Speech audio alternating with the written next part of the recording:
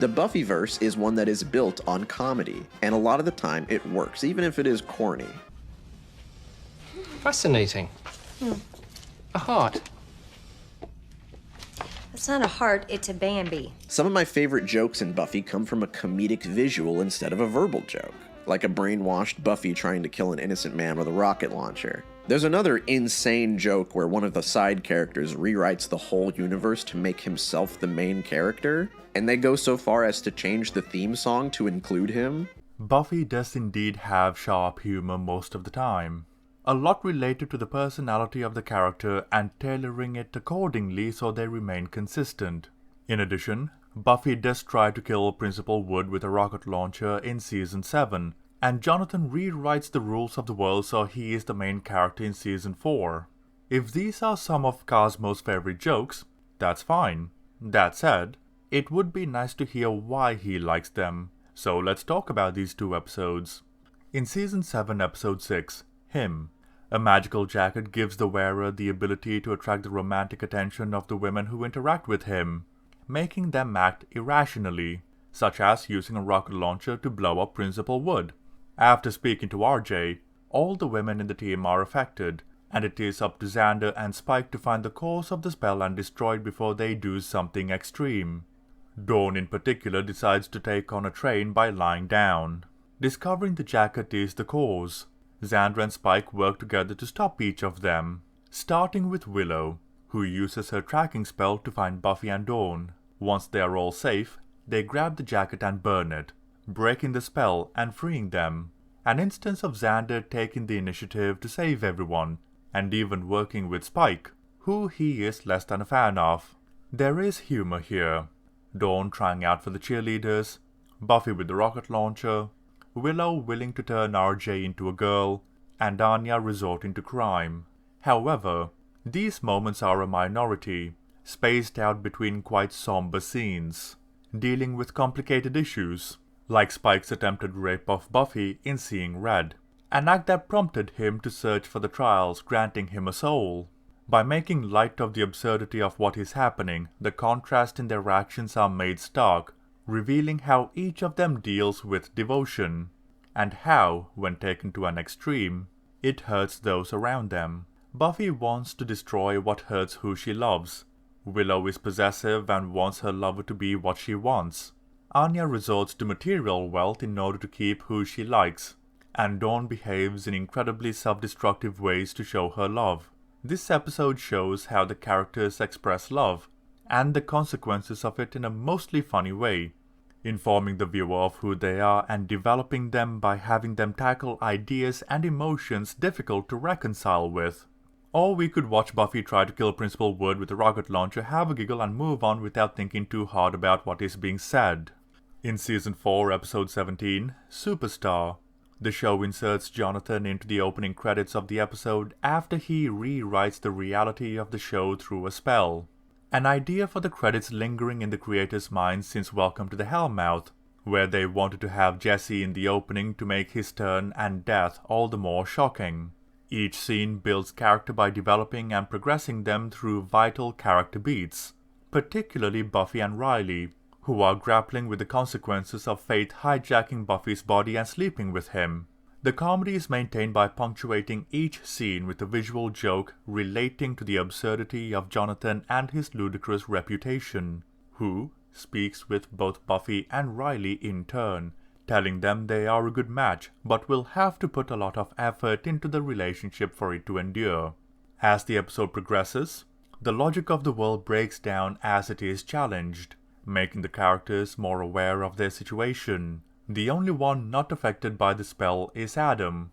Despite having the opportunity to remain in this world by letting Buffy die, Jonathan chooses to help reverting the world to how it was meant to be, highlighting that despite his selfish actions, there is an altruism to him. There is an underlying tragedy to the circumstances. Jonathan is a character that is at a very low point in his life as a result of his time in Sunnydale High, nearly committing suicide at school. He has an intense desire for recognition, praise, and friendship, leading him to make desperate decisions. The episode concludes with Jonathan and Buffy having a conversation. Now, she is the one who tells him, Life is complicated and it takes time and effort to make everything work, while comedy is present. To say this world is built on it is a faulty statement at best. It's like saying The Avengers is a comedy because it has jokes. His statement is true provided many other aspects far more important are ignored, whether it be drama, action, or horror. Comedy is the cherry on top, not the main dish. The humor might not work for everybody though, because there's a lot of it. You can't have 140 plus episodes full of jokes and have all of them be bangers. The show also does rely on your tolerance for quipping. Every character in the show is written with a comedic slant. Everybody expects me to do everything around here because I'm the principal. This is just the tone of the series, and it works most of the time because it's consistent. It also helps that most of the characters are just born to be funny. Again, I bring Cordelia to the stand. I swear, one of these times you're gonna wake up in a coma. Wake up in a... Oh, never mind. The humor not working for everyone makes sense as it is subjective. But to say the 144 episodes of Buffy are full of jokes would be inaccurate. Much of the episodes are dramatic, with sprinkles of humor placed strategically. Hardly enough for the show to be described as primarily a comedy. The characters having a comedic slant is technically true, however it is tailored because ours is different from Angel, who is different from Willow, Cordelia, Xander, and Anya. Regarding quipping, it is a more recent phenomenon viewers have become sensitive to due to its prevalence in mainstream writing. While associated with Whedon, it is done by writers attempting to mimic the style without an understanding of how to properly utilize it. Buffy by no means nails it on every occasion, but works more so than not because it is specific to character, where in more modern examples, the lines and characters are often interchangeable. The example with the principal in Isolation makes no sense, because the setup is missing. The big pinhead librarian didn't show up, and I don't want to do it. You do it. All right, fine. I'll do it. Everybody expects me to do everything around here because I'm the principal. Leaving this context out, and having only the punchline severely undercuts the point being made. Imagine Giles and the chainsaw, but only showing him with the chainsaw without the build-up. When talking about the consistency of the show, it is unclear if he is referring to the standard of writing, the quality of the jokes, the character's behavior, or the tone of the show. So rather than creating an argument on Cosmo's behalf and responding to it, I'm going to move on, because that would be the equivalent of arguing with myself. It is also unclear what he means by the characters are born to be funny, as in they are built with the intention of projecting comedy because that's how the writer created them, or does he mean in the context of the world the story is taking place in, they as individuals are born to be funny. Even though the main characters are all little fucking comedians, their humor has slight differences. Buffy's jokes usually feature her making a pun or some kind of observational humor. Did you really think you could best me here when you couldn't below? You have fruit punch mouth. Buffy's telling jokes to piss off her enemies. She's like Spider-Man. She's trying to get a rise out of them so they fight worse. Oh, that was really funny looking. Could you do it again? I'll kill you for that. For that? What were you trying to kill me for before? I'm going to assume Cosmo is being playful by calling the main characters little comedians and move on swiftly. As spoken about moments ago, Cosmo acknowledges each character's humor is different and tailored to who they are, but this renders the prior point superfluous, not only in the time it took for him to express it, but also in how vague it is, something that can be fixed when redrafting, assuming he writes a script in the first place. His observation of Buffy being similar to Spider-Man in how she uses one-liners as a means of distraction to gain the upper hand is accurate. Willow doesn't usually make jokes outright, and her humorous dialogue usually stems from her being awkward. When she says something corny, it's in an adorable way. Okay, but do they really stick out? What? Sore thumbs, do they stick out? I mean, have you ever seen a thumb and gone, wow, that baby is sore? But Xander is actively trying to be funny and make people laugh. He is the only character that does this, and that trait makes it more annoying. I mean, arresting the cell deterioration is one thing, but... Hello. I want to get ahead. Willow is an incredibly earnest character and stands out as a result. Furthermore, her observations highlight she likes to question things. and understand why something is the way it is. It may be humorous due to her questioning them at all, but it reveals the intensity of her curiosity, showing her academic prowess is a result of an unquenchable desire for knowledge. Xander is one of, if not the only character in the main cast who actively tries to make jokes. Some work and others fail. If this is annoying, that cannot be helped. You feel how you feel. But to disregard this altogether without considering the implications as pointed out by the show itself is either ignorance, stupidity, or a malicious intent to distort what actually occurs. There have been multiple hints towards Xander not having a good relationship with his family, going as far as to imply abuse of some sort.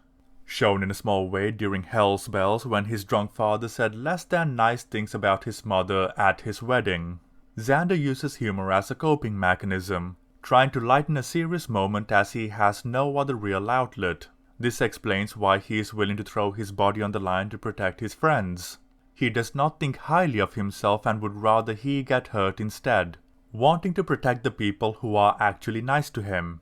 This insecurity leads him to making catastrophic decisions as the show goes on, but understanding the context of his life provides an insight as to why he does what he does, good or bad.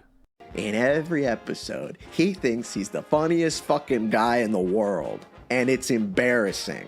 It's like everybody, including us, is tied to a chair and forced to endure his fucking non-stop improv comedy routine. Buffy, I feel a pre-birthday spanking coming on. I'd curb that impulse if I were you, Xander.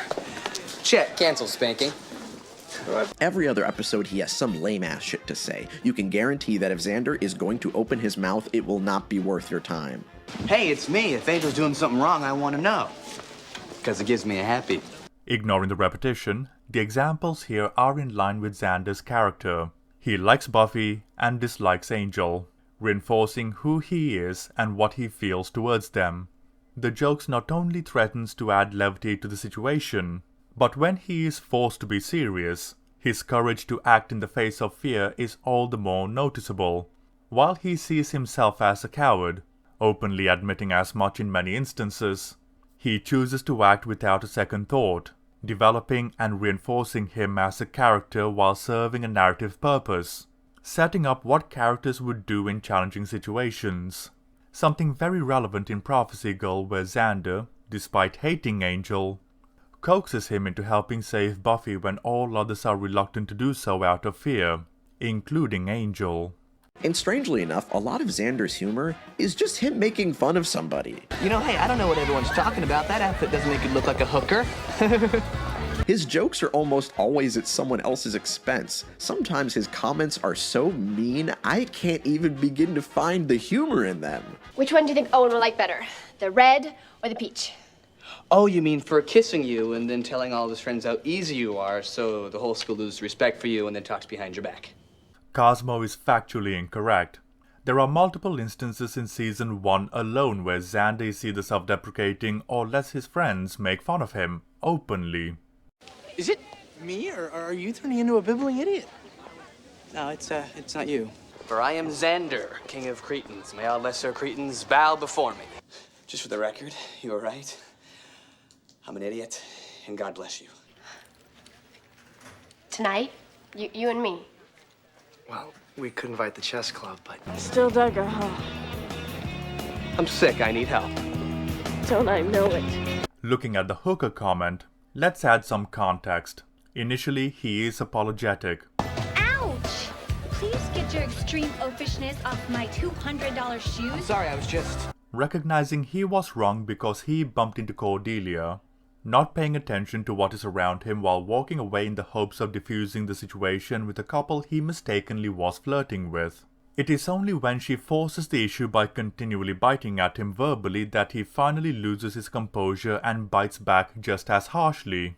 Getting off the dance floor before any Vegas boyfriend squashes you like a bug? Oh, so you noticed. Uh-huh. Which is consistent with who he is. Yeah, thanks for being so understanding. Sure. You know, hey, I don't know what everyone's talking about. That outfit doesn't make you look like a hooker. Coming to the lipstick comment, Xander is out of line, if that's all he said. He continues with, Oh, you mean for kissing you and then telling all of his friends how easy you are so the whole school loses respect for you and then talks behind your back. The red's fine. Thanks. I'll go with peach. This highlights he's worried about what others would think of her, having been a target of mockery for a large portion of his life. Also, as a guide, he understands guys and wants to make sure she is not taken advantage of. Also, the final line makes clear, despite his reservations, both out of jealousy and wanting to protect her, he wants her to be happy, ending the statement humorously so she is not hurt by what he said, putting himself down by acquiescing to her. Him going for Red and her choosing the other reinforces this because he is making clear how guys are, and by being a guy himself, lets her know which is the more sensual option, prompting her to go with the more modest lipstick as a result, which shows recognition on her part for what he is doing. That all said, there is something in this very scene that could be used to disparage Xander, and it is when he uses the mirror to spy on Buffy changing. An example Cosmo should have used but did not. Even when he picks the right scene, he focuses on the wrong aspect, which is impressive. This also makes more sense when you realize that Joss Whedon talked way worse than this on set. He didn't see anything wrong with how he talked, so of course it makes sense that his self-insert character talks like this. What you did in there was really brave and heroic, and I just wanted to tell you if there was anything I could ever do to... Do you mind? We're talking here. But all of this gets worse by the time we reach the season 1 finale, Prophecy Girl. See, for this video, I have a list of some of Xander's standout cringe lines and shitty moments, and in that list, I just had to put all of Prophecy Girl, because this really is where myself and a lot of other people went from being annoyed by Xander to outright hating him. Because at this point in the show, yes, he's annoying, but everybody's a little annoying. So you can hope that he gets a little better. But this episode shows you that no, he's going to be like this forever, and his bad behavior will be rewarded by the writers. Speaking of Joss Whedon is complicated. There is a conversation to be had about the treatment of people in a film shoot, whether it is acceptable for people to be pushed to extremes for art, and where lines should be drawn. Would Buffy be what it is without Whedon being in conflict with others? If not, would the effect it has on the performers be worth the effort of the show being as good as it is? What is the appropriate balance? When it comes to the creative process, it is difficult to distill because of how different everyone is and what people are willing to endure. About Xander dismissing Cordelia, 2 episodes are needed for context, some assembly required, and when she was bad. As already stated, Cordelia was being developed into a more rounded character starting out of sight, out of mind, till she was helping the team during Prophecy Girl. In When She Was Bad, she takes the time to interact with Buffy, Willow and Xander openly, not insulting them as she did in Season 1. 2 things stand out. First is that Xander insults her because being insulted is what he has come to expect from her regardless of what he does. Second is that Buffy was callous towards her, which is something she had never done before. Still under the effects of having faced the Master in Prophecy Girl, her attitude deteriorates till Cordelia goes out of her way to give Buffy advice, something she would not have done in the past, showing growth, shedding the mask and being herself in front of Buffy and the others, not biting back when she once used to insult them casually. Coming to some assembly required, the idea running through the episode is about how people are in love with those they can never be with, and not noticing those in front of them. Emphasized by Xander outright saying it in the episode. People don't fall in love with what's right in front of them. People want the dream, what they can't have. And the villain, Daryl, wanting the love of another that cannot be, when his brother is right there. Wanting to kill Cordelia in the hopes of creating a girlfriend for himself, but is stopped by Buffy fighting him, and Xander saving Cordelia from Daryl and the potential of being burned in the building, with Angel and Buffy growing closer, and Giles and Jenny starting a relationship. Xander wonders why he and Willow are single, not realizing, despite being so close to, their feelings for each other because he wants to be with Buffy. It is here when Cordelia approaches them. Due to how he was treated by her in Season 1, he does not like her, but did save her because it was the right thing to do. Through this episode, when expecting her to be empathetic in a situation, she has brought the attention to herself, As such, expecting nothing else, he dismisses her, while Buffy and we the audience know there is more to her. Cosmo proclaims he has a list of Xander's cringe moments and lines. If only he used them in the video instead of misunderstanding scenes. Anyway, he claims Prophecy Girl is the episode where people start to hate Xander. If this is when he started to really hate him, that is his business. But that does not mean it is how others feel. For example, this is the episode when Xander became a character I liked. Anyway, we have brought up Prophecy Girl a few times so far. Now we will listen to Cosmo's thoughts on the episode. In this finale, a lot of story arcs have come together. Buffy has to finally confront the main villain and accept her role as the titular Slayer. But first, the episode begins with Xander finally mustering the courage to ask Buffy out on a date. And of course, she rejects him. She tries to let him down easy at first because this is her friend and she doesn't want him to get hurt. Buffy, I like you. A lot. And I know we're friends and we've had experiences, but I want more. I don't want to spoil the friendship that we have. But then, Xander starts begging.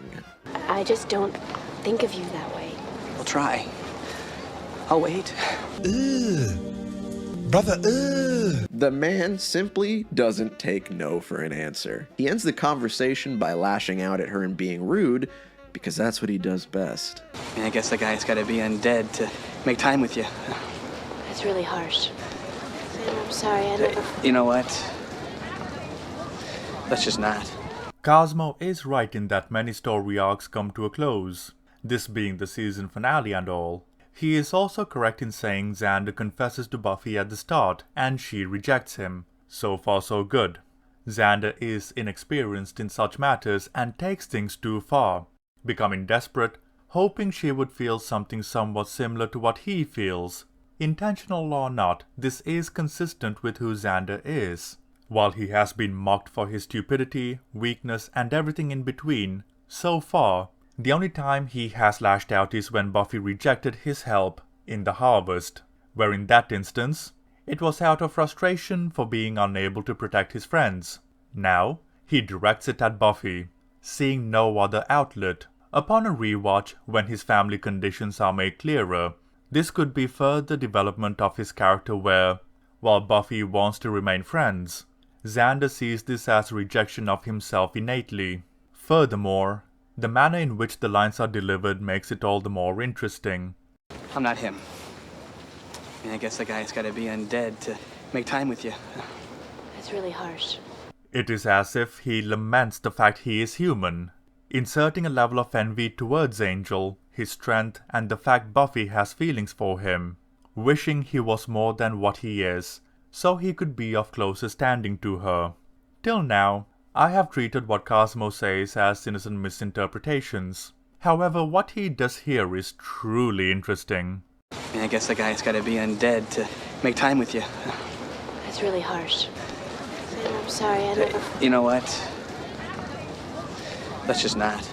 Because this scene has been edited in such a way, context has been taken out to prove a point. Let's look at it in its entirety. I guess the guy's gotta be undead to make time with you. That's really harsh. Look, I'm sorry. I don't handle rejection well. Funny, considering all the practice I've had, huh? I'm sorry, I never... You know what? Let's just not. This blatant omission shows Cosmo as manipulative and particularly vicious in his assessment. The goal is clear, to paint Xander in as negative a light as possible, no matter the evidence proving the contrary, twisting positive moments, and even those where he is at his most vulnerable, as aspects that are hateful. This video is not an analysis of a character and his writing. This is a malicious hit piece veiled under the guise of a critique to justify Cosmo's feelings, and Xander is on the guillotine.